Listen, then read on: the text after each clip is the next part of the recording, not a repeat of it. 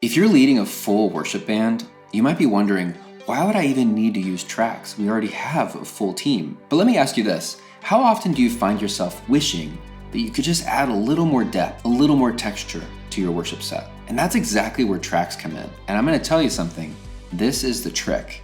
When you go and see Hillsong or Chris Tomlin or Elevation Worship, and you're standing there and you're like, why does this sound so huge and full? They've only got like 5 people on stage, but it sounds massive. They're all using tracks. And so you can use this at your church to help things just sound more full and more tight. There are always layers and textures that are hard to replicate live.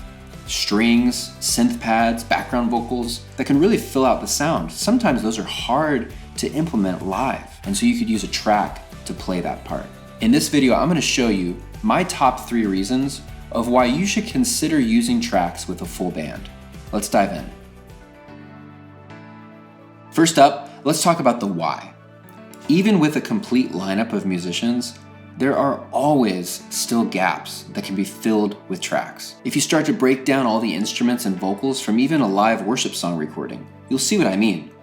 You'll find that all sorts of layers that are hard to do even with a full team, like a string section, or ambient pads, or percussion elements like a shaker, or a tambourine player. You know, you may not have a shaker or a tambourine player at your church, so maybe you could use a track to be the shaker or the tambourine. A great example of this is the intro vocal chops in House of the Lord. You know, the ones that are like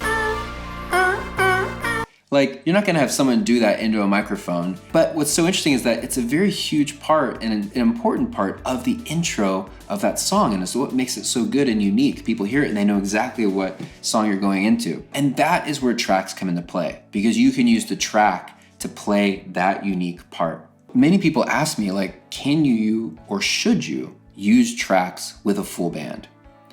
I grew up in a very small church. My dad was a pastor. We planted churches and we would set up church in a school auditorium. We had 100 people coming to the church. We maybe had some musicians. We maybe had a bass player here and there or a piano player here and there, but we did not have a full band at all. Now, could we use tracks? Absolutely. I wish tracks were around. I wish the Prime app was around back then, because that would have helped us so much because we didn't have musicians. I could have played acoustic guitar and then maybe used the Prime app to play some pads or a shaker. You probably don't want to have like a full band track playing behind you if it's just you on an acoustic guitar, but you could definitely use tracks to help just fill in a little bit. But I've also had experiences on the other end of the spectrum. I was on staff at Willow Creek, one of the largest churches in America at the time. And we had a full band, we'd have an orchestra, sometimes we had a choir. I mean, our band consisted of like 12 people who played every single instrument. So you would think, wait, well, you definitely wouldn't need tracks. And I'm telling you, we used tracks there even. We played with the click, we had the band cues, we also had some parts that we didn't have, maybe a synth or a violin or a tambourine. You can use tracks no matter the size of your church, and you can do it all with the Loop Community Prime app. Another reason you should use tracks is the added benefit of the click and the guides. This is my personal favorite part about using tracks. Playing along to a click keeps everyone together and on the same page. And it locks in your sound. It helps prevent rushing through a build or starting off a song way too slow. What I've found is that if you're not playing with a click, people in your band are speeding up, some people are slowing down, and it's what starts sounding really jarbled. I've always told people that the number one thing you can do to make your band sound better is to get them on a click. That's it. Just get them on a click and a consistent tempo, and boom, your band is gonna sound so much better just by doing that. So that's a huge benefit of using tracks. Another benefit is the guide cue track. And that's that voice that whispers in everybody's ear that says, verse 2, 3, 4. I mean, how many times have you been in a rehearsal where you had to tell the band, hey, we're going to the bridge there, write it down. And then, you know, some people miss it and you have to do it again. Well, what's awesome about the guide cue track is there's literally a voice whispering in every person's ear. Verse 2, 3, 4. And they know exactly where in the song they're going. The guide cue track is incredible, and it cuts your rehearsal time down. It cuts your sound check time down. It just makes everything go much smoother. You're only running songs once instead of 4 times. Lastly, you could argue that if you're down a musician one week, that tracks can help fill the gap. But I want to caution this idea, because what you don't want to do is replace people with tracks. At Loop Community, we're really passionate about making sure that churches know that people are more important than the technology. Tracks shouldn't be used to replace musicians. It's all about enhancing and supporting what they're already doing. I like to think of my iPad running the tracks as another person in my band. And the iPad is doing something unique and special that is participating with the people that I already have on stage. But let's just say your bass player calls in sick last minute and you don't have a bass player, there's no one to play. Well, then you could use a bass track to fill in for that missing person. And it's just incredible. You can use tracks to really help enhance what you already have going. Tracks are also a great way to complement your band's sound. You can use a track to maintain a full sound for every song in your set list and to keep things consistent each week. So you might have a super talented piano player, but if they're also expected to cover all the sonic space using pads and synths, they might feel like they're not able to really contribute as a piano player, because that might be their main skill is playing piano. So you could have a track do the synth lines, and the piano player can just focus on doing piano. And it's really easy to do this all inside of the Prime app, because in the Prime app, you can turn up and turn down whatever instruments you need or don't need.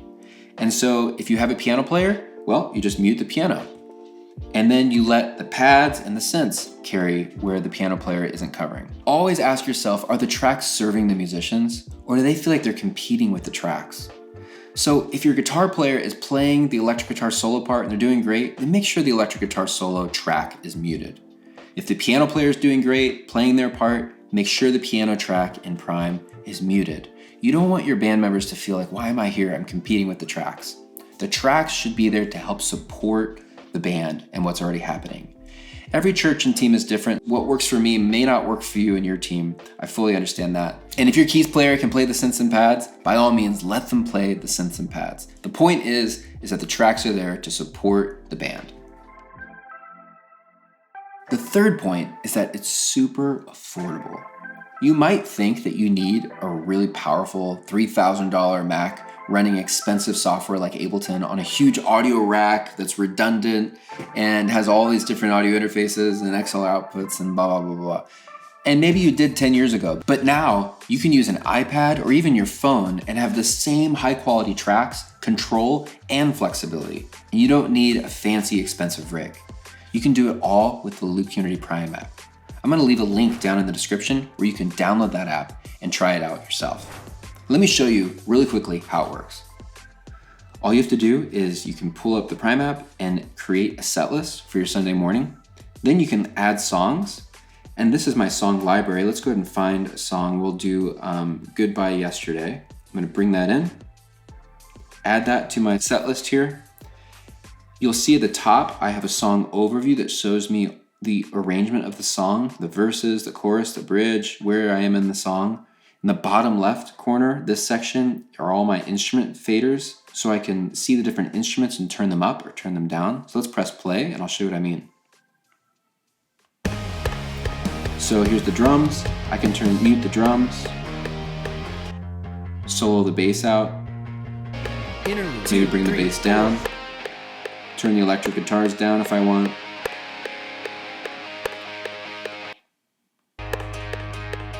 Find the synth sounds. So you can turn it down and turn up whatever instruments that you need for your Sunday morning service. You can really easily change the key if you want to transpose it down. Now I'm in the key of G. Maybe I also want to slow it down a little bit. I can just slow it down right there. Now, let's just say the song is over and I just want a pad. I can use the pad player in the bottom right corner to play a pad, maybe while I pray, maybe while I set up the song.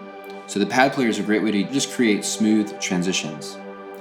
You can add another song to your set list by just clicking the library button, find your song, add it to the set list, and then we can use transition options here, like crossfade, to go ahead and crossfade between the first song and the second song. So check this out. I just turned on crossfade, let's press play.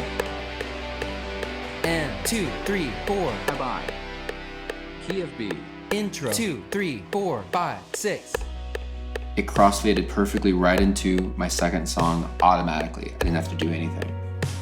You can also control all the tracks hand-free by using a Looptimus controller. We've designed these controllers for worship leaders who don't want to use their hands to control the tracks, but they want to use their feet. And so this has 3 buttons on it, and I can use these buttons to start and stop my tracks, and it's really simple to set up. You just make sure it's turned on. This is a wireless controller, Bluetooth, battery powered, really easy to use. I'm gonna turn it on. I'm gonna go into Prime settings, go to MIDI, and click Bluetooth MIDI devices, and connect to the Looptimus Mini.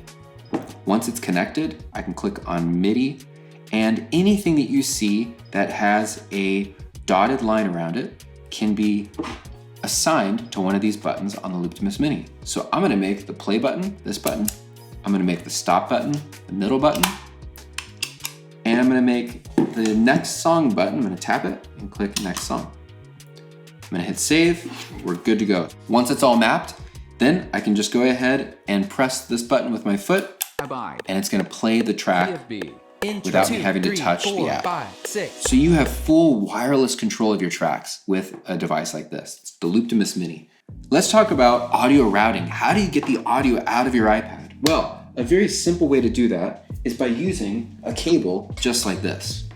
This is a cable that you can get on Amazon for $10, and it is a very simple headphone jack that splits to 2 1/4-inch cables. So what this does is it takes a stereo signal and it splits it into the left side and the right side. So all the instruments are panned to the right-hand side, and all the click and the cues and the band cues that your band needs to hear go out of the left-hand side.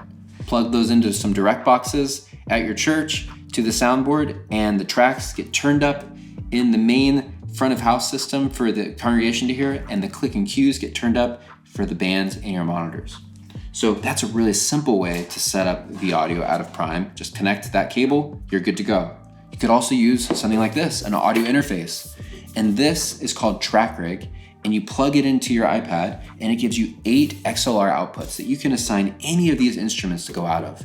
So inside of Prime, you could say, hey, I want all of my click and band cues to go out of number 1. I want all the guitars to go out 2, all the keys to go out 3, all the percussion stuff to go out 4, and so on. You can customize it however you want. So you could use TrackRig to get the audio out of your iPad, and you can use Looptimus to control all your tracks, and you can run all of your tracks from the Prime app from Loop Community. Maybe you're thinking, this sounds great, but where do I start? Well, my recommendation is start small, start simple. Begin with just a click track and a guide. Get comfortable with the timing and the feel. Then you can introduce pads or a single instrument layer. Over time, you can add more and more elements as your team gets used to it. If a band has never played with a click before, sometimes it can be hard to get used to. And so I'd recommend just getting the Prime app for free and create a set list of click tracks. You can actually create a click track in the Prime app. Let me show you how. Click on Library, and in the top right corner, click Create New Click Track. And we can call it whatever we want, like How Great, or Great Are You Lord, how about that? Okay, we're gonna choose the tempo. And then what you can do is change the time signature. So it'll be 6/8, and you can click Add New, and now you just have a click track. Great Are You Lord. Key of C. Prime MD even announced the song title, cool, but now I'm on a click, and my band is just gonna play the click. So I would say maybe even just start with just getting your band used to playing with a click.